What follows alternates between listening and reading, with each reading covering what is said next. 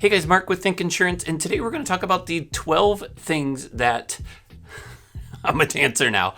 The 12 things that insurance is going to ask you when you're getting a quote either in person, online, over the phone, or through an app. This is actually from an article from Cover Insurance, which we'll dive more into later in the video. The first piece, which isn't necessarily asked up front, mainly because most of your smart systems, we use something called a PL rater. That's what plugs in multiple companies and they quote different things, but it automatically pulls your driver's license as long as you've been in your home for long enough that it's on file. It essentially takes it from a different insurance company and loads it in because it never changes unless you move states. If you did, then maybe at the end of the quote, they'll ask you for it because it will check your motor vehicle report and your clue, which is accidents and tickets.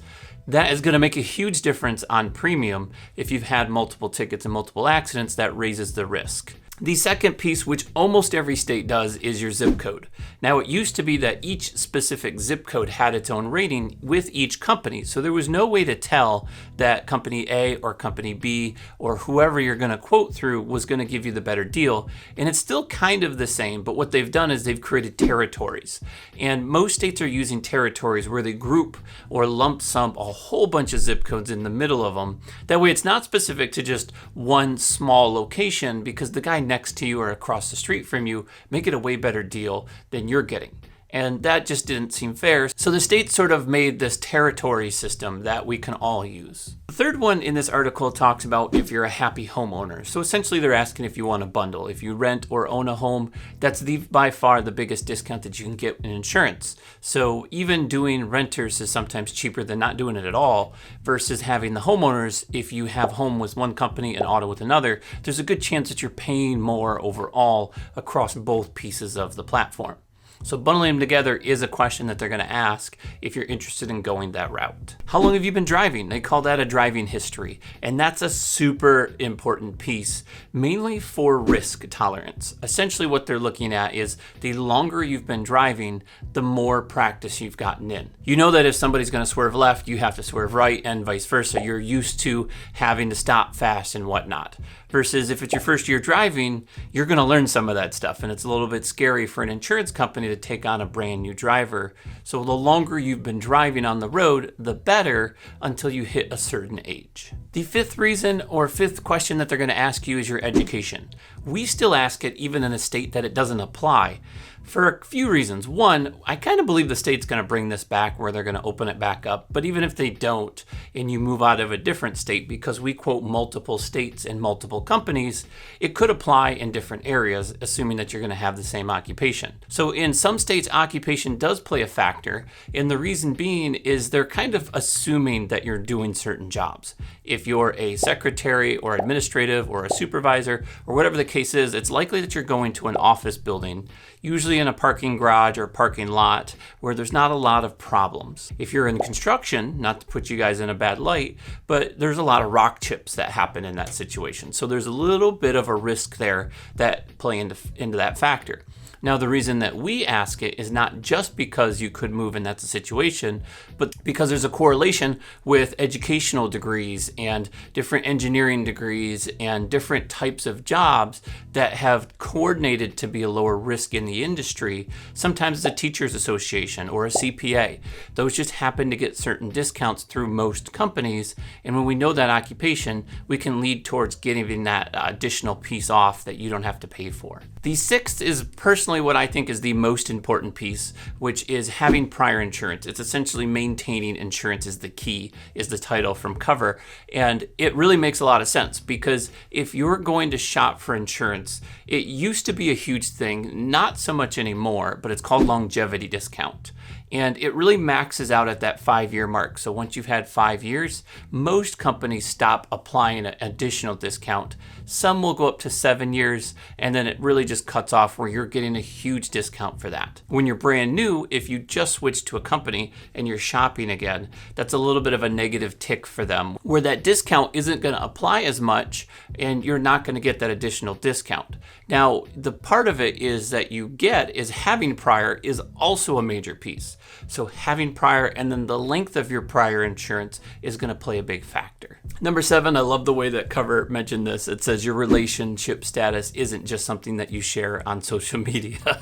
It does matter in a lot of states, although this is starting to change a little bit because the correlation between it isn't as heavy as it used to be. But being single, married, widowed, divorced, or separated are the slew of questions. Essentially, are you single or married? Those are the two that most agents just ask.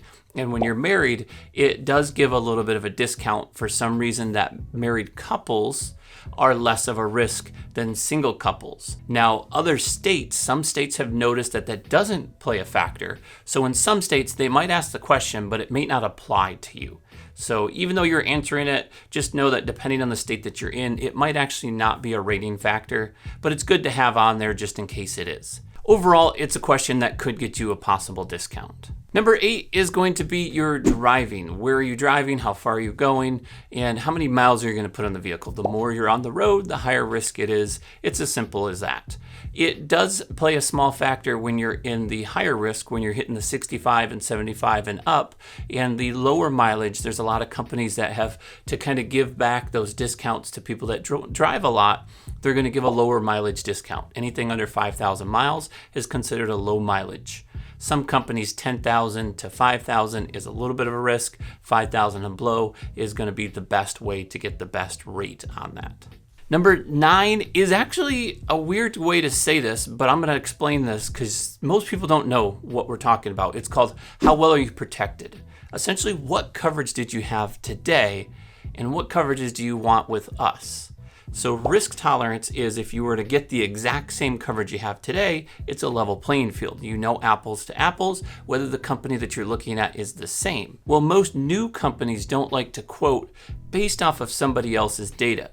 Your life could have changed, your mileage could have changed, your home that you're living in, everything could have been wrong. The agent could have tricked you into answering certain questions certain ways. So the new company doesn't necessarily want to do that, but it does make sense when people try to quote those. So if you have a lower coverage and you're trying to go higher, that limit, it's going to be a little bit higher of a risk. So initially you're going to pay a small premium increase because it's, okay, why are they raising their coverage on us from their old company? And vice versa. If you're at a higher limit and you're going lower, it's an easy risk because they're like, oh, okay, so they're just going down in risk. Maybe life is changing and they don't need that much. But when it renews that next year, this is why people get a little frustrated because they don't know why their insurance went up, because the renewal, now that it's not high to low or low to high, it levels. So it continues at the current rate that it's at, and based on that rate, it's going to recalculate the type of risk that you're at the time. Number 10 is the protection that you want for your vehicle. So do you want full coverage or not? It's pretty much that simple. On top of it, do you want a 100, 250, 500, 1,000, 1,500 and up deductible or zero? So it's really determining how much of a risk are you willing to put in versus how much of a risk is the insurance company going to take, and do you even want full coverage? Do you want just PLPD? I know agents, if you're watching this, I said the word full coverage. We're talking about comprehensive and collision. That's the official names. And full coverage is essentially buying everything, the liability, the property damage, the uninsured motorist, the med pay, and all of that stuff. But when you're online, most people just see full coverage as comp and collision. So if you're adding that coverage, there's a risk or not a risk to having that in addition. And that actually covered number 11, which was how much risk are you willing to take on your own? So the larger deductible, that means you're going to out-pocket that amount. So I'm willing to pay a $500 deductible if I cause an accident. Some people are willing to pay $1,000 because it lowers the cost. The insurance's risk goes down, and so does the price because it's less of a risk for them. You're willing to take some of that risk and you're co-insuring yourself, so to speak. You're sharing some of that cost of the insurance. Then the 12th piece that wasn't on the article is if you're talking to an agent, if you're on an app, no matter what it is, it's going to ask you to buy.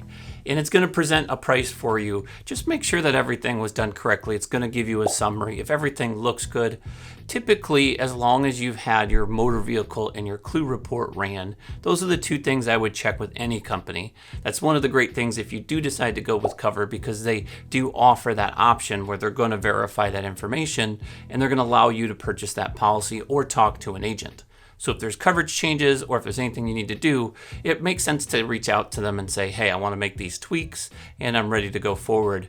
Keep in mind, there's a lot of discounts that you can apply to certain things like this. And I'm going to link that video over here to where you guys can review those. If you did get value out of this, what helps me the most is hitting the thumbs up. There's a super subscribe or super thanks down there if you want to donate to the channel. Otherwise, I'm Mark with Think Insurance. I'll see you in the next one.